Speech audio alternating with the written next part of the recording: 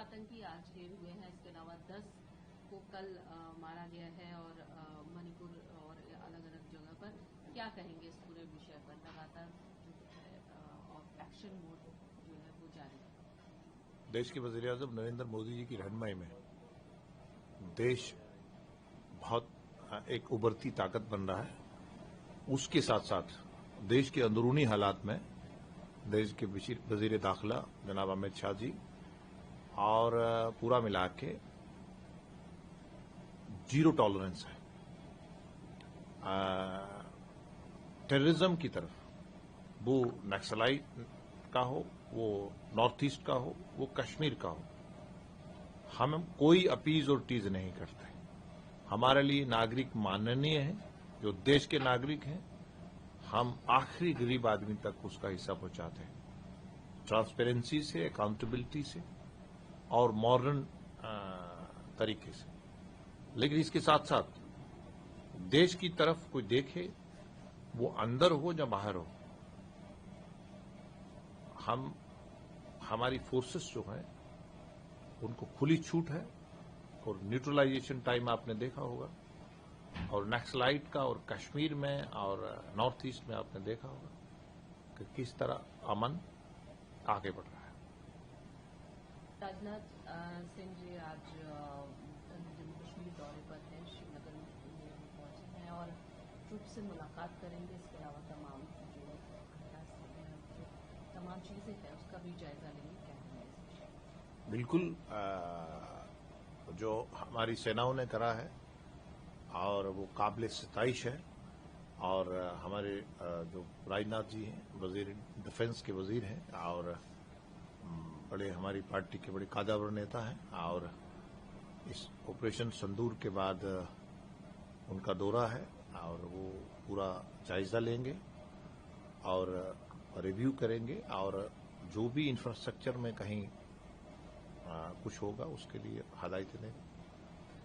Ceasefire जिस तरीके से लगातार सवाल उठ रहे हैं और डोनाल्ड ट्रंप के इसको लेकर कांग्रेस कह रही है कि प्रधानमंत्री ने जवाब क्यों नहीं दिया, इस पर जवाब देना चाहिए। कांग्रेस रैली भी निकालने वाली है।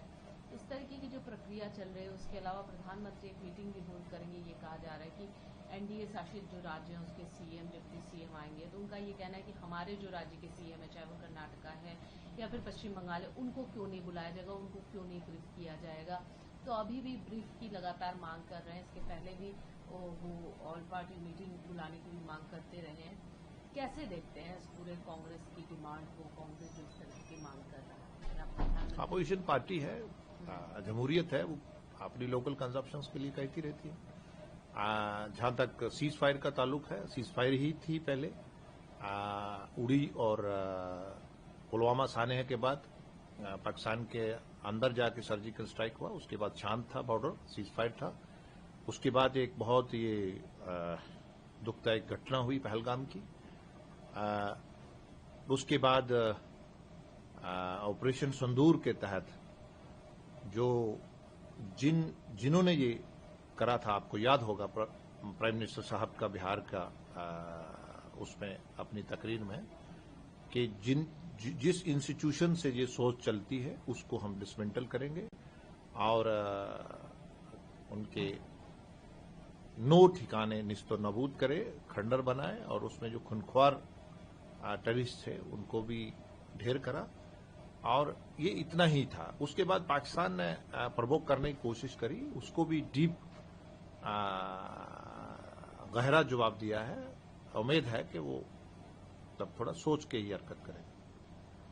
जिस में अलग अलग बयान जैसे जयराम रमेश का आया और लगातार सवाल प्रधानमंत्री से पूछना, लेकिन महबूबा मुफ्ती ने पिछले दिनों सोशल मीडिया पर कल उन्होंने फेसबुक पर भी लिखा, उन्होंने ट्विटर पर भी लिखा कि ऑपोजिशन जितनी भी पार्टीज हैं उनको इस तरीके की टिप्पणी से या फिर बचना चाहिए, क्योंकि जब पहलगाम में हमने देखा कि सब एकजुट रहे, कश्मीर से कन्याकुमारी तक सब एकजुट रहे। अब इस तरीके की बयानबाजी नहीं होना चाहिए जब प्रधानमंत्री शांति की बात कर रहे हैं और इस तरीके की चीजें हो रही है, और एसी रूम में और ड्राइंग रूम में बैठकर बयानबाजी करना, इस तरह की चीजें उचित नहीं है। क्या कहेंगे? पुराना जमाना था जब प्लानिंग कमीशन होता था, वहीं से डिसाइड होता था। अब नीति योग बनाया प्रधानमंत्री जी ने। अब फीलिंग ग्राउंड से बनती है। जैसे प्रधानमंत्री जी खुद गए थे कल एक एयरपोर्ट पे, आज राजनाथ जी ग्राउंड पे गए। फीलिंग अब ग्राउंड से बनती है, फीलिंग एसी रूम से नहीं बनती, वो पुराना जमाना था। और यहां तक आभूषण का रोल रहा, शुरू में अच्छा था, उन्होंने पूरा तौबन दिया है। और जहां तक जम्मू कश्मीर की नेता उन्होंने कहा है तो अच्छा है, अच्छी बात को हर कोई अच्छा ही कहता है। हम पहले देश के हैं, पहले देश है, तो फिर बाद में हम पॉलिटिकल पार्टीज हैं। कांग्रेस करती रहती है लोकल कंजप्शन के लिए।